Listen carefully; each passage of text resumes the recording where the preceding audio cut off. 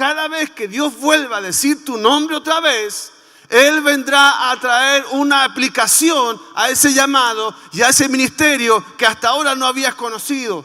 Porque Pedro no sabía que sería de la era apostólica uno de los más significativos. No sabía que tendría que ayudar a abrir las primeras iglesias, las iglesias primitivas en el libro de Hechos. No sabía todo lo que Dios iría a hacer con él. Y Jesús, cuando le vuelve a decir su nombre, está potenciando, está dando a conocer otra vez el propósito. Ponme atención.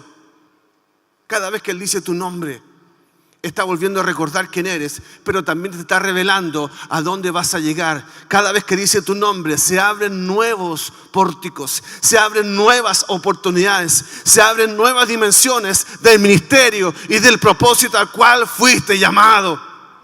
Ayer preparando y orando en estos días anteriores por esta palabra, ya tenía desarrollada la idea y todo lo demás, pero resultó que ayer el Espíritu Santo me habló otra vez y me hizo pensar en lo que Él quería decir.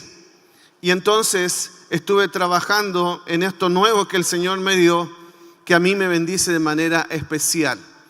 Suelo poner un título porque el título ayuda mucho a entender hacia dónde y nos ayuda a conservar una idea.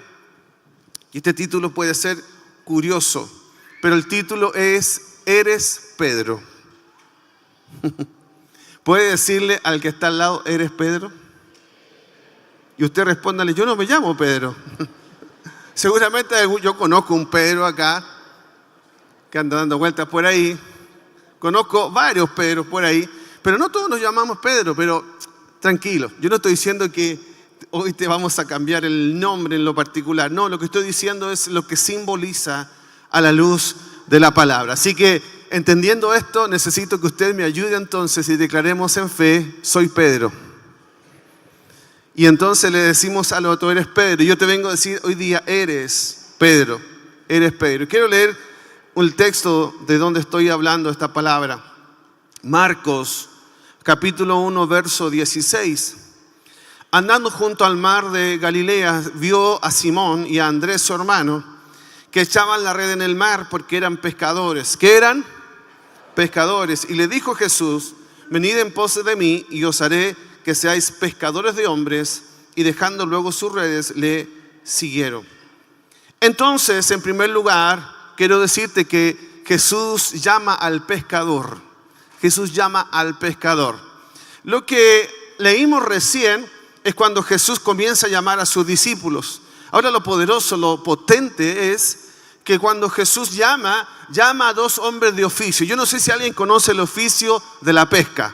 Muchos de aquí no, porque somos de ciudad y no, algunos por ahí que vienen de alguna ciudad costera, pero el resto, mucho de pesca no sabemos. Bueno, yo he aprendido mucho de la pesca, primero porque me tocó viajar mucho y estar con familia de pescadores, pero además porque tengo familia en la isla de Pascua donde la pesca es algo permanente. Entonces he observado en los años que el oficio de pescador, la verdad que es durísimo. Uno lo ve muy romántico y cuando es como para ir a distraerse un momento está lindo. Pero cuando es tu trabajo pescar, es muy, muy pesado. Y los que han visto pescadores sabrán que estoy diciendo verdad. Por ejemplo, un pescador, ¿a qué hora se levanta? Hay una canción que cantamos nosotros, ¿no es cierto?, en el folclore chileno que dice, levántate y sale a... Entonces, se entiende que el pescador se levanta de madrugada, dependiendo dónde vaya. Yo he visto 6 de la mañana, 4 de la mañana, me tocó, mi cuñado es pescador, me tocó llevarlo un día, me dijo, anda a dejarme a la costa, a la caleta, y nos levantamos a las 4 de la mañana, estaban todos durmiendo, todo oscuro, lo fui a dejar con su equipo, él se sube al bote y se fue.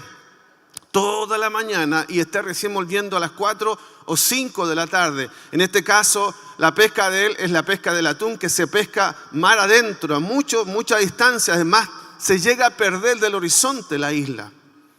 Conocí la pesca en el sur, de donde está Penco, Cerro Verde, familia de pescadores. En el mar nuestro, en el sur es frío. Aquí es frío, allá es más frío. Y ellos le decían guardar o fondear el bote. ¿Qué significaba esto? que no lo sacaban del bote, sino que lo dejaban más adentro, los que son de esa zona sabrán, ¿no? Y lo dejaban anclado el bote, pero en la mañana temprano, un valiente tenía que ir nadando a buscar el bote, en invierno y con el agua helada. Imagínense el pobre que le tocaba ir a buscar nadando el bote, se subía al bote, orillaba el bote, subía el resto del equipo y partían a pescar. ¿Qué quiero decir con todo esto tan gráfico? Que la pesca es un oficio duro, que hay que trabajar. Ahora, piensen en esos años, en los años de Pedro, no había la tecnología de hoy, no había GPS para ver los cardúmenes. Yo he visto que hay relojes que incluso te muestran el cardúmen, increíble. Pero en esa época no. Tampoco había mucha tecnología con los anzuelos. Lo que sí se usaba eran las redes. Y no había motor para empujar el bote. ¿Cómo había que hacerlo? ¿Alguien alguna vez remó aquí? Sí, seguramente en un paseo, en un lago remaste pero es distinto remar en el mar. Es distinto sortear la corriente y las olas. Es distinto, sobre todo si la embarcación es más grande, porque recuerdan, nunca andaban solos. No podían ser botes tan chicos de paseo como el que tú anduviste o las bicicletas de agua para jugar. Eso es para jugar, pero para pescar es distinto. Los botes son más grandes, son más pesados. Entonces imagínense lo que significaba para ellos. Había mucha fuerza física porque había que remar, había que tirar la red, había que recoger la red. Yo he visto a mi cuñado cómo saca el atún. Para quien no lo sabe, el atún puede ser a veces muy grande, tan grande como un tiburón. Para subir el atún al bote, ellos tienen que, con un gancho que tienen, no sé el nombre técnico, pero lo enganchan precisamente al pez y subirlo a pulso. Ellos pelean más de 1 hora con ese atún que tiene mucha fuerza y que si tú no estás bien parado te da vuelta. Por eso que el hombre de mar es un hombre fuerte. Tiene que ser alguien que con sus fuerzas pueda.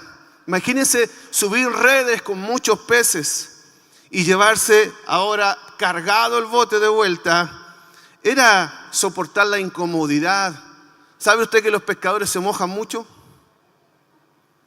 Que pasan con su ropa húmeda. Imagínense cuando hace frío. Hay que aguantar, hay que estar ahí. Digo todo esto porque seguramente muchos de los que hacían ese oficio era gente no con mucha educación. De hecho, se conoce a Pedro como un hombre del vulgo, o sea, un hombre común, un hombre popular. Y en sus características, de esto dicho por la palabra, para quienes son lectores de la palabra, sabrán que Pedro era de un carácter fuerte, era bien sanguíneo. El hombre era de reacciones rápidas.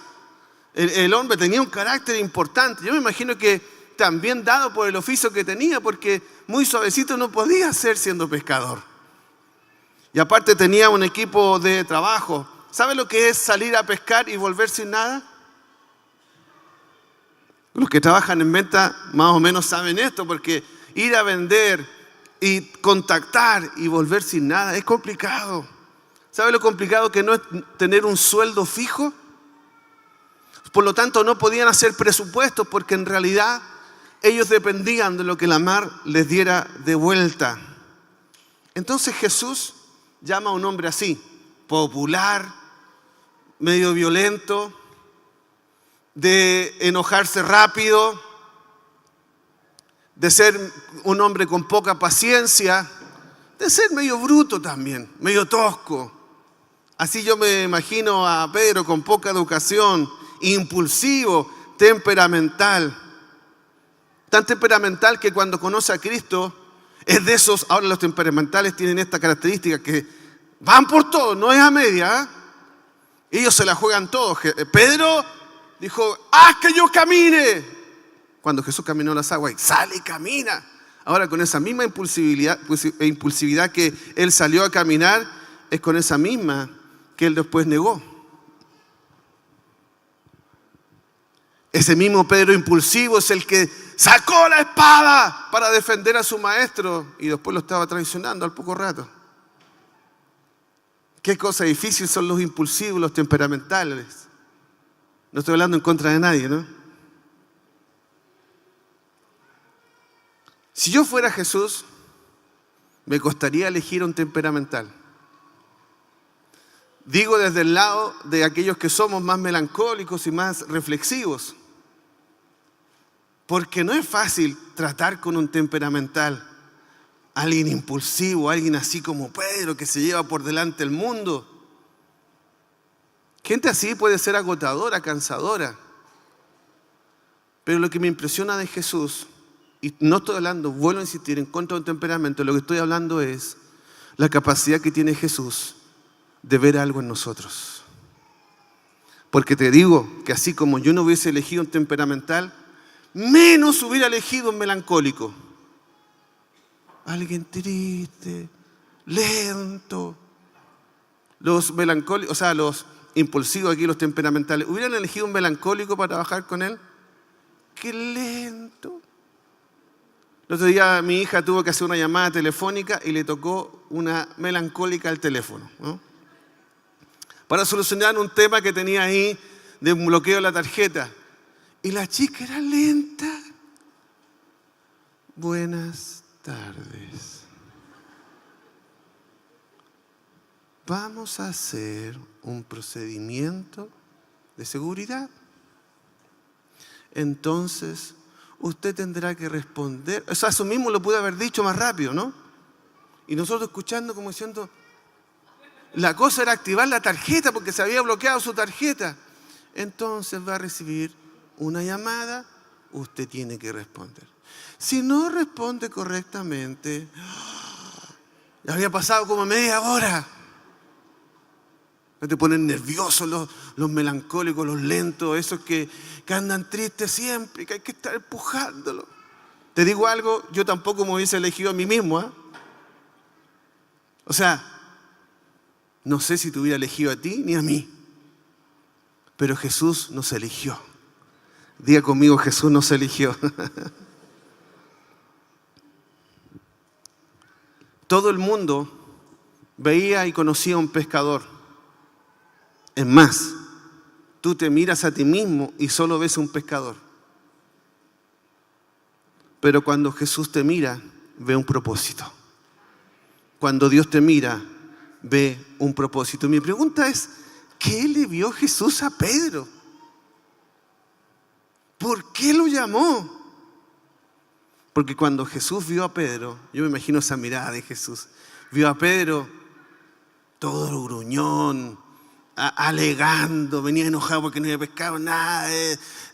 Pedro, ¿alguien conoce a algún Pedro, no? No, aparte de este Pedro. Pero verlo así en su humanidad y Jesús ver en él propósito. Que a todo esto no era Pedro. ¿Cómo se llamaba ahí? Simón. Solo Jesús, cuando ve a Simón, puede ver a Pedro. Cuando Jesús vio a Simón, no vio a Simón, no vio al pescador, vio a Pedro. Pedro. Y aquí quiero ir al segundo punto de esta palabra, pescador de hombres. Jesús le dice, cuando lo llama, ya no serás pescador, sino que ahora serás pescador de hombres. O sea, cuando Jesús le sale al encuentro, inmediatamente le da el propósito. Y con esto estoy rompiendo el mito que se hizo en tu cabeza de que tú tienes que servir a Dios el día que seas mejor. Mentira. Que tú tienes que servir a Dios o entregarte a Dios el día que superes tu debilidad o tu pecado. Mentira. Tú vas a servir a Dios el día que tengas un mejor carácter y domines mucho más la Biblia. Mentira. Apenas Jesús lo ve, le dice, Pedro, le dice, este es tu propósito. Pedro seguía siendo el mismo bruto de antes, el mismo pintamono de antes, el mismo inestable de antes. Pero Jesús ya había visto el propósito en él. Dios no necesita que seas mejor. Dios necesita que veas el propósito. Dios necesita que actives el propósito. Dios tiene esa capacidad de darle sentido a nuestro pasado. Porque uno diría, pastor, y todo lo que viví para acá, tranquilo. Cuando Dios te toma, Él es capaz de tomar tu pasado. Él tiene esa gracia de tomar tu pasado, transformarlo y usarlo para bien. En este caso, Dios le dijo, mira, todo lo que aprendiste antes, porque él tuvo que aprender a trabajar, por ejemplo, en equipo, ¿no? O sea, después tendría que trabajar con los compañeros que eran sus discípulos. Le enseñó a tirar las redes cuando era de oficio pescador, lo que significa que él iba a ser un evangelista. Él tuvo que aprender a contener los peces y subirlos, o sea que él estaba practicando sin saberlo cómo era cuidar, es decir, discipular. ¿Se dan cuenta que Dios puede tomar nuestro pasado y resignificarlo a la luz del propósito? Así que tranquilo, que lo que viviste, aun cuando fue malo, como dice la Biblia, todo ayuda para bien. Aquellos que conforme a su propósito son llamados. De tal manera que lo que viviste en el pasado, tranquilo, porque Dios lo toma y lo resignifica a la luz de tu propósito. No importa tu pasado, importa tu llamado. Te lo voy a decir de nuevo, no importa tu pasado, importa tu llamado. No importa lo que fuiste, importa lo que serás. No importa lo que hayas vivido sin sentido en tu pasado, importa que vivas por un propósito el resto de tu vida. Aquí voy al tercer punto. Todos necesitamos un Andrés. Hoy es el día de los nombres. Todos necesitamos un Andrés. Déjame leerte Juan capítulo 1, versos 40 y 42. Andrés, hermano de Simón Pedro. ¿De quién era hermano? De Simón Pedro. Era uno de los que habían oído a Juan y habían seguido a Jesús. Este halló primero a su hermano Simón y le dijo: hemos hallado al Mesías, que traducido es el Cristo. Y le trajo a Jesús y mirándole, Jesús dijo: tú eres Simón, hijo de Jonás, tú serás llamado Cefas, que quiere decir Pedro. Todos necesitamos un Andrés. ¿Por qué, pastor? ¿Cómo que todos necesitamos un Andrés? A ver, Andrés era hermano de Simón y según nos relata la Biblia que el primero en encontrarse con Jesús, ¿quién fue? No fue Simón Pedro, fue Andrés. Y Andrés vino con la noticia a Simón de que había encontrado al Cristo, al Mesías. Qué interesante, porque Dios usa las relaciones. Hay gente en tu vida que será un puente para ti. Dios pondrá gente en tu vida que será un puente en tu vida para que avances al siguiente nivel. Dios pondrá a un Andrés delante de ti que te acerque al propósito. Necesitamos Andrés en nuestras vidas. Gente que nos traiga al propósito. Hermano, mira, conocí al Cristo. ¿Qué Cristo? Yo creo que un cara enojado, así con ceñido aquí, ¿no?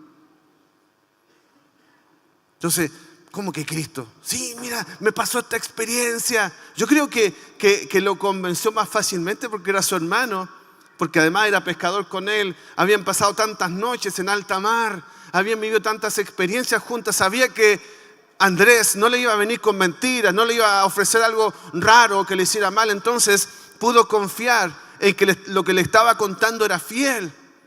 Y por el testimonio de Andrés es que Simón Pedro llega a los pies de Jesús y cuando se encuentra con Jesús, él le da a conocer su propósito. No, ahora eres Simón, hijo de Jonás, pero vas a caminar en tu propósito, serás Cefas, que es Pedro. Hay gente que es un puente hacia el propósito. Esa gente que te acerca al propósito es gente que nunca debe soltarle la mano. No seas necio, no te juntes con quien no te lleva al propósito. Cuando digo eso estoy hablando no de evangelizar, sino de quién escuchas y de quién influencia tu vida. ¿Sabe por qué Jesús renombra esto tan importante de renombrar a una persona? No es el único caso de la Biblia. Pero ¿por qué Jesús necesita renombrar? Yo no sé qué nombre te pusieron a ti cuando naciste. No sé cómo te llamas, no me sé el nombre de todos los que están acá. Capaz que te lo pusieron en honor a la abuelita, no sé cuántito, ¿no?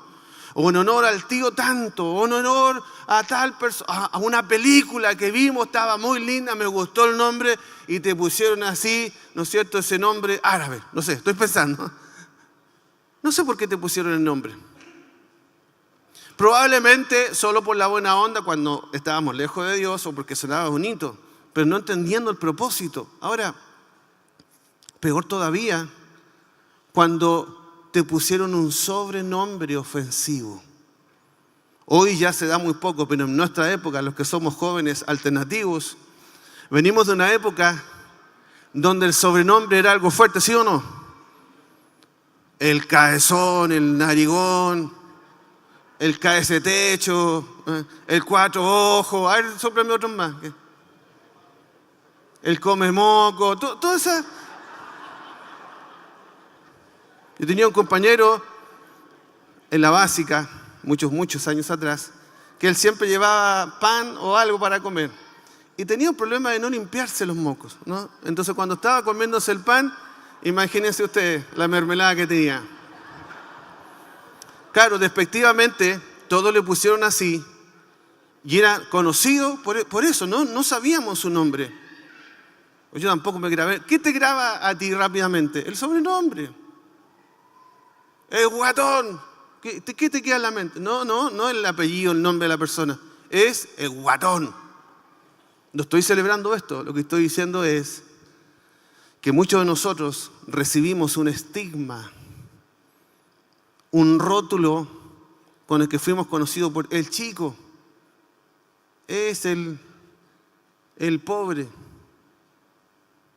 Yo no sé con qué fuiste rotulado, pero eso te dio identidad de alguna manera y te condicionó. O tu nombre o tu sobrenombre. De aquí el valor entonces de que Jesús renombrara a Simón. Porque aun cuando él mismo escuchaba a Simón, ¿sabe qué se le venía a la mente? Cuando él escuchaba a Simón, ¿qué se te ocurre que se le venía a la mente a él mismo? Pescador, malas pulgas, violento, enojado con la vida. Yo me imagino que eso se le venía cuando le decían Simón. Jesús le dijo, ya no serás Simón. Porque cada vez que escuchaba su nombre, él volvía a su pasado. Él volvía a lo que conocía. Pero cada vez que le escuchó Pedro, escuchó propósito. Cada vez que le escuchó Pedro, recordó el propósito. Cada vez que le escuchó Pedro, se enfocó de nuevo en el propósito. Me encanta ver cómo Dios nos renombra. Literalmente algunos nos renombra. Literalmente algunos nos dice de otra manera. Si usted va a la Biblia, incluso hay algunos que recibían más de un nombre. Es increíble, porque destaca un atributo profético de lo que serás. Porque cuando Dios le da el nombre a Pedro, no era Pedro todavía, digamos, porque estaba bien en bruto. Pero se dice y se habla lo que Dios ve, porque Dios tiene una mirada profética. Porque Dios ya te vio cumpliendo esa palabra. A ver si me entiendes. Dios ya estuvo en el futuro y volvió. Y como Dios estuvo en el futuro y volvió, ya te vio cumpliendo esa palabra. Por eso cuando hay gente que yo veo y la veo los ojos de Dios, hay alguna mujer que le digo, qué valiente que eres. Y me mira como extrañado diciendo, ¿qué está diciendo usted? Usted no me conoce. No sabe la temerosa que soy. Qué increíble cuando Dios nos dice un nombre y nos recalca y nos vuelve a llamar y nos vuelve a llamar y nos vuelve a llamar, porque es la manera que tiene de hacernos volver al propósito. ¿Sabe por qué? Porque además cuando caminamos el propósito traerá incertidumbres. En el cumplimiento de tu palabra, en el cumplimiento de tu ministerio, habrán incertidumbres en el camino. Vas a dudar, te vas a complicar, vas a sentir miedo. Cuando te pasa eso, Dios te tiene que recordar cómo te llamas a los ojos de Él. quién eres a los ojos de Él. El cumplimiento de tu ministerio, de tu propósito, tendrá vicisitudes, inevitablemente. Ahora te pregunto, ¿existe algo más emocionante que cumplir tu llamado? ¿Existe algo más apasionante que vivir para el propósito? Lo único que te hará sentir vivo es vivir para el propósito. Lo único. Lo único que te hará sentir pasión otra vez es hacer el ministerio para el cual fuiste llamado. Yo cuando veo a alguien lleno de vida, es esa persona que está viviendo en el propósito. Yo cuando veo a alguien lleno de vida, es esa persona que está viviendo en el llamado que Dios le hizo. Pero cuando veo a alguien triste, amargado, viejo, es alguien que está fuera del propósito, malgastando su vida y muriendo cada día un poco más. Cuando estás fuera del propósito, cada día mueres un poco más. Pero cuando estás dentro del propósito, cada día vives un poco más. Porque vivir para el propósito es vivir. Pero vivir fuera del propósito es morir un día más. Simón ya no sería Simón de ahí en adelante. Sería Pedro. Sería Pedro. Cuarta cosa que quiero decirte, no olvides quién eres. No olvides quién eres. Dice Mateo 16, verso 17 al 19. Entonces le respondió Jesús, bienaventurado. Aquí era un momento, ojo, era un momento crítico. Venía el momento más triste, más amargo para Jesús y para sus discípulos. Estaban comenzando a ser perseguidos. Iban a sufrir toda clase de situaciones difíciles. O sea que era un momento complicado. Jesús hace una pregunta, Pedro responde a esa pregunta y otra vez Jesús le vuelve a recordar. Mira, entonces respondió Jesús, bienaventurado eres, Simón, hijo de Jonás, porque no te lo reveló carne ni sangre, sino mi Padre que está en los cielos. Y yo también te digo que tú eres Pedro. Que tú eres Pedro.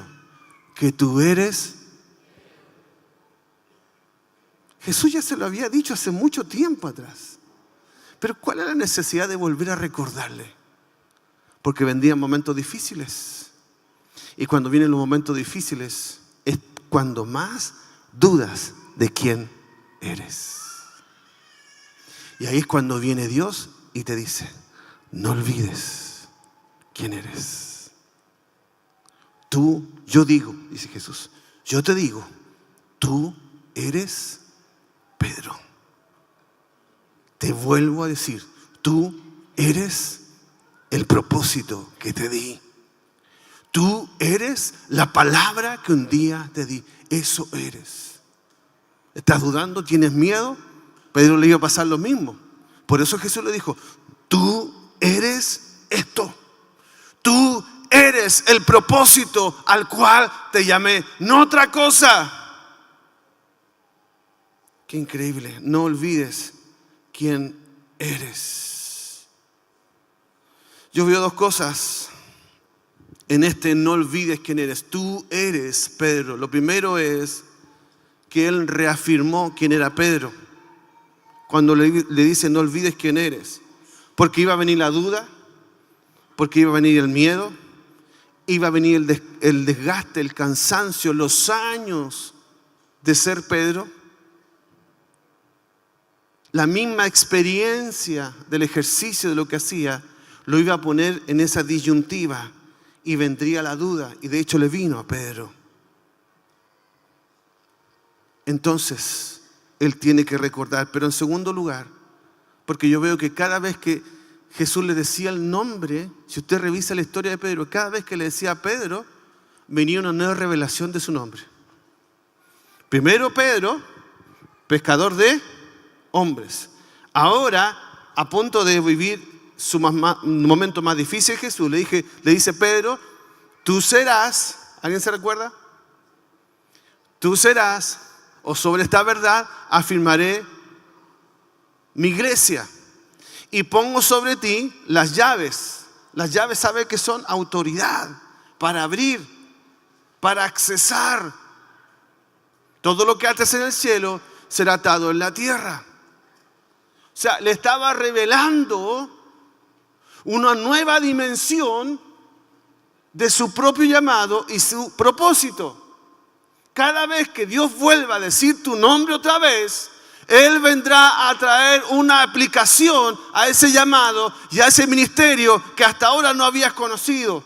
Porque Pedro no sabía que sería de la era apostólica uno de los más significativos. No sabía que tendría que ayudar a abrir las primeras iglesias, las iglesias primitivas en el libro de Hechos. No sabía todo lo que Dios iría a hacer con él. Y Jesús, cuando le vuelve a decir su nombre, está potenciando, está dando a conocer otra vez el propósito. Ponme atención. Cada vez que Él dice tu nombre, está volviendo a recordar quién eres, pero también te está revelando a dónde vas a llegar. Cada vez que dice tu nombre, se abren nuevos pórticos, se abren nuevas oportunidades, se abren nuevas dimensiones del ministerio y del propósito al cual fuiste llamado. Hay tanta riqueza en el llamado que Dios te hizo y en el propósito que portas, que hay dimensiones y facetas que todavía no experimentaste, que Dios está por traer a tu vida. Quiero pedirle al equipo que venga de adoración. Yo he escuchado una frase ahora muy común y la quise tomar en el 5.º punto. Pedro siendo Pedro. Yo he escuchado esta frase que se nombra decir, no sé, Juan siendo Juan. Bueno, aquí Pedro está siendo Pedro. Hechos nos cuenta el cumplimiento de su palabra. Pedro les dijo, arrepentíos y bautícese cada uno de vosotros en el nombre de Jesucristo para perdón de los pecados y recibiréis el don del Espíritu Santo. Dice el verso 41, así que los que recibieron su palabra fueron bautizados y se añadieron aquel día, ¿cuántas personas? ¿Cuántas personas? 3.000 personas. ¿Qué le dijo Jesús a Pedro cuando lo conoció? Tú serás pescador de... Acá estaba esperando al Espíritu Santo, porque este es el texto del Espíritu Santo. Estaban orando, vino el Espíritu Santo como paloma, llenó a todos los que estaban allí y sale a Pedro a predicar. Y cuando estaba predicando, se estaba cumpliendo la palabra que le había sido profetizada. Serás pescador de... ¿Cuántos salieron en la red ese día? 3.000. Pasó un tiempo, claro que pasó un tiempo. Pero la palabra se estaba cumpliendo delante de sus ojos. Y no solo eso, sino que un poco más adelante, en el capítulo 4, del verso 1 al 4, quiero contarte algo. Pedro fue preso por predicar el Evangelio. Lo llevaron preso. La iglesia se puso a orar por él. No tengo tiempo para leer tanto, pero cuando se pone a orar por él, léalo, es fascinante. Dice la Biblia que Pedro tenía grilletes, tenía cadenas, pero además le pusieron guarda personal, o sea, lo tenían súper marcado para que no se les arrancase, porque era un peligro. Este loco era un peligro porque cada vez que predicaba se convertía en multitudes. ¿Y sabe qué hizo el Señor? Mandó un ángel. Espectacular. ¿A cuánto le gustaría que se le aparezca un ángel? Y viene el ángel y dice la Biblia que le toca al costado y le dice, levántate. Dice la Biblia que Pedro pensó que estaba viendo una visión. El ángel destruyó los grilletes, las cadenas y le dijo, vístete, ponte las sandalias, ponte la túnica. Y la Biblia cuenta detalles, dice que pasaron la primera guardia. Los guardias estaban aturdidos, no saben qué les pasó. Pasaron la segunda guardia. hasta que lo dejó afuera, dice la Biblia, el ángel. Y cuando lo dejó afuera, recién se da cuenta Pedro que no estaba soñando, que era verdad. Y de repente el ángel se desapareció porque cumplió su prometido, su compromiso, cumplió su asignación. Su asignación era librar al hombre del propósito.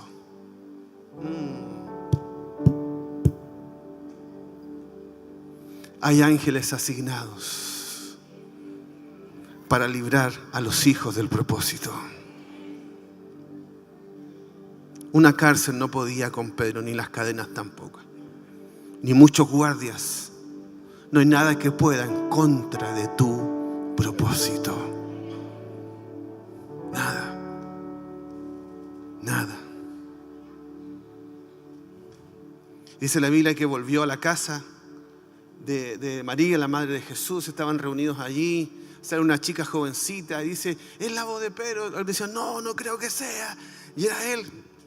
Y ahí sale el texto, le puse en contexto, capítulo 4, verso 1 a 4. Hablando ellos al pueblo, vinieron sobre ellos los sacerdotes con el jefe de la guardia del templo, los saduceos, resentidos de que enseñase al pueblo y anunciase a Jesús la resurrección de entre los muertos, y le echaron mano y lo pusieron en la cárcel hasta el día siguiente, porque era ya tarde.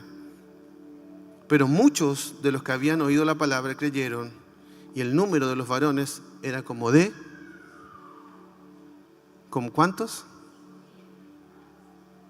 El pescador, ese que había traicionado, ese que había abandonado el llamado. Ojo, no te conté una parte. Pedro abandonó el llamado y se fue enojado, enojado con él mismo, porque recuerde que había traicionado al maestro. Se sentía tan podrido por dentro que dijo, no, ¿qué le voy a dar la cara? Después de haberlo traicionado de esa manera, la Biblia nos cuenta que él vuelve ¿a dónde? A ser Simón, a ser el pescador, a rabiar con los pescados, con el agua, con el bote, que se le quebró el remo, que la cuestión, que la red no está bien cosida. Y ahí estaba rabiando, me imagino yo a Pedro, triste, amargado. ¿Qué hice? ¿Por qué hice esto? Y la Biblia nos cuenta que Jesús se va a la orilla resucitado, ¿verdad? ¿Usted lo recuerda? Y ahí es cuando le dice, ¿me amas? Él no entendía bien y de repente cuando se da cuenta era Jesús. Y le dice, apacienta mis ovejas.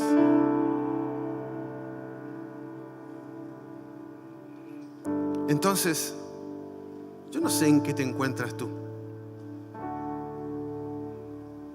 Solo te puedo decir esto. Finalmente, Dios te librará para que cumpla su propósito. ¿Sabes tú que al otro día Pedro moría? Porque Herodes lo iba a sacar. Ya había matado a Jacobo. A espada, dice la Biblia. Lo había matado. Y el que venía ahora era Pedro. Por eso el ángel lo fue a sacar. Porque dijo, no. Pedro todavía no cumplió su propósito. Lo que te hace eterno hasta el día de tu muerte es el propósito que portas. Todavía no llegó tu hora. Muchos podrían haber muerto en el COVID, pero no murieron, porque tienen que cumplir su propósito. Muchos pudieron haber muerto en ese accidente o por esa enfermedad.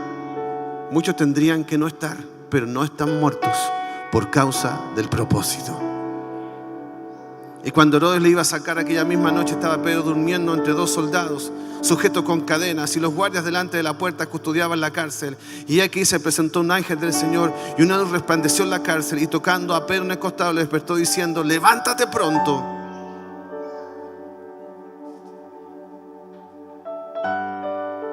Levántate. Yo te digo, levántate. Sal de esa cárcel. Ese no es tu último lugar. Esa no es tu última estación. ¿Quién te dijo que te tenías que quedar llorando el último fracaso? ¿Quién te dijo que te tenías que quedar lamentando de la última determinación equivocada que tomaste? ¿Quién te dijo que tenías que quedarte postrado en el fracaso económico? ¿Quién te dijo que tenías que quedar atrapado en esa crisis familiar? Yo te vengo a decir, levántate, vístete, Ponte las sandalias y camina hacia tu propósito. Pedro sale, vuelve, se encuentra con todos, todos lo abrazan felices. Y nos cuenta Hechos capítulo 12, verso 24. Pero la palabra del Señor crecía y se multiplicaba. Pedro no paró hasta cuando cumplió su propósito en la tierra. Yo quiero decirte en el nombre de Jesús, viene nuestra mejor temporada. Yo quiero decirte en el nombre de Jesús, viene una gloria mayor. Yo vengo a decirte en el nombre de Jesús, sal de ese lugar, sal de esa cárcel, sal del lugar donde quedaste atrapado, sal de ese escondite. El ángel está tocando tu costado y te está diciendo, levántate, vuelve al propósito. Cuando vuelves al propósito, muchos serán salvados. Cuando dejas de venir al propósito, sufrirán tus generaciones. Sufrirá gente que no podrá escuchar el mensaje que tú tienes para darle. Escúchame, Dios te está llamando a ti de manera personal. Y por eso Dios insiste tanto contigo. Vuelve al propósito. Vuelve al propósito. Yo le hablo a la gente aquí que un día abrazó ministerio, que abrazó liderazgo. Le hablo a la gente aquí que un día supo lo que tenía que hacer, pero por alguna razón se llenó de argumentos, se llenó de excusas, se llenó de buenas ideas y dejó el llamado de lado y dejó el propósito de lado y ahora está cumpliendo su sueño personal. Yo te vengo a decir en el nombre de Jesús, levántate, vuelve a tu propósito. Aún hay tiempo.